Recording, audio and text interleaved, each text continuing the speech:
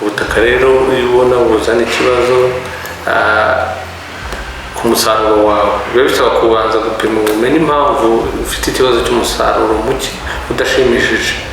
Bya mbere ni ubutaka, ariko ushobora gusanga hari ikibazo cy'indwara, ariko kandi ushobora no gusanga hari ikibazo cy'imbuto. Ariko genda ndavuga ku kibazo cy'ubutaka. Ubutaka rero uba ugomba kumenya ngo mu by'ukuri koko ubutaka bwanjye burasharira, nkeneye ishwagara, nkeneye inganite, kugira ngo ntazashyiramo nyinshi ngahomba, kuko hari igihe umuntu ashyiramo ifumbire nyinshi cyangwa agashyiramo nkeya, ashyiramo nyinshi birenze ikenewe n'ishwagara akaba yahomba, kuko igishoro yakoresheje kiraruta umusaruro ashobora kubona. Ariko kandi yakoresha nkeya nabwo akabona umusaruro udashimishije. Birasaba rero ko umuntu amenya ngo ubutaka bwanjye buhagaze bute, kugira ngo mbashe kububyaza umusaruro ushimishije.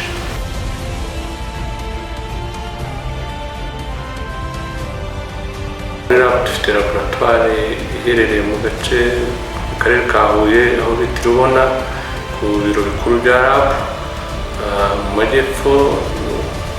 Barahazi kuva kera kuko hari ubushakashatsi butandukanye. Aho laboratoire rero ikaba ishinzwe gupima ubutaka n'ibihingwa ahantu hatandukanye mu gihugu.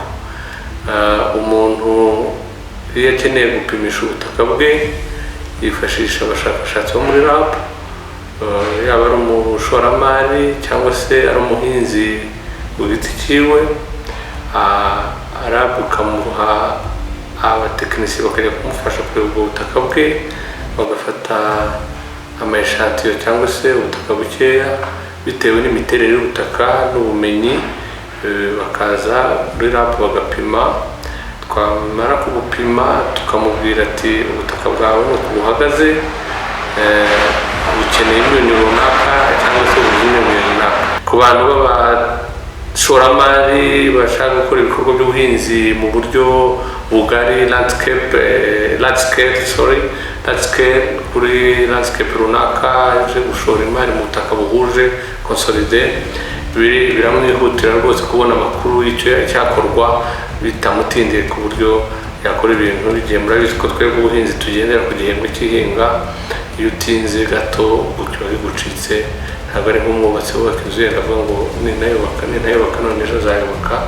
Iyo utinze umunsi umwe uhagije ko bakubwira ngo urabiteye ariko ntuzeza neza kubera ko watinze. Ibi rero bizadufasha ko ubuhinzi bukorwa mu buryo bw'umwuga kandi no kubona amakuru mu buryo bwihuse. Gupimisha ubutaka bisaba ikiguzi, ni ukuvuga ngo hari ibiciro bihari byagenwe byo kugira ngo abashe kwishyura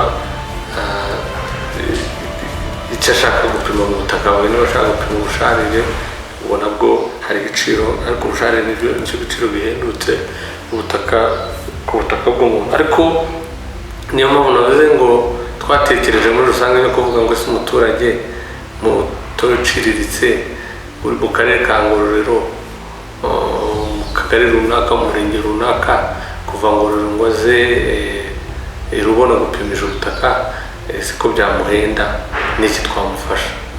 Niyo gahunda y'imishinga rwose yo kuvuga ngo turebe ukuntu twakora inyigo itanga igisubizo cya buri gace ahantu hatandukanye, ariko rwose n'umuturage afite uburenganzira bwo kuza gupimisha ubutaka. Ubu rero mu minsi ya vuba cyangwa se muri iyi minsi twabasha kubona ibikoresho bishimishije bya tekinoloji y'ikoranabuhanga bidufasha kuba wapima ubutaka mu buryo bwihuse. Muri make urashobora gutegura ubutaka bwawe, ubutegura ubuvana ku murima, ukaza ukabushyira ahantu, ukabwanika, ukabwumisha, ukabusya, ukabutunganya, ukabuyungurura, ariyo tamisage.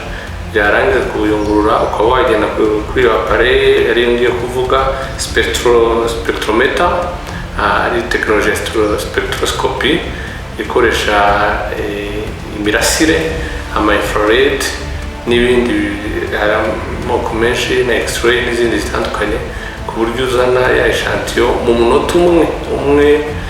Iyo yashyize muri appareil ibikubwiye iyo myunyu hafi ya yose hafi ya yose uko ingana n'uburyo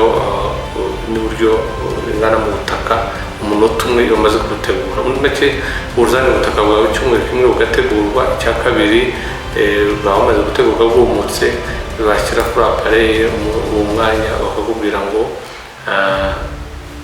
ngiyi rezita ukeneye. Turashimira rero umushinga wa Rwasisi uterwa inkunga na Bill and Melinda Gates Foundation wabashije kudutera inkunga kuba twabona ibikoresho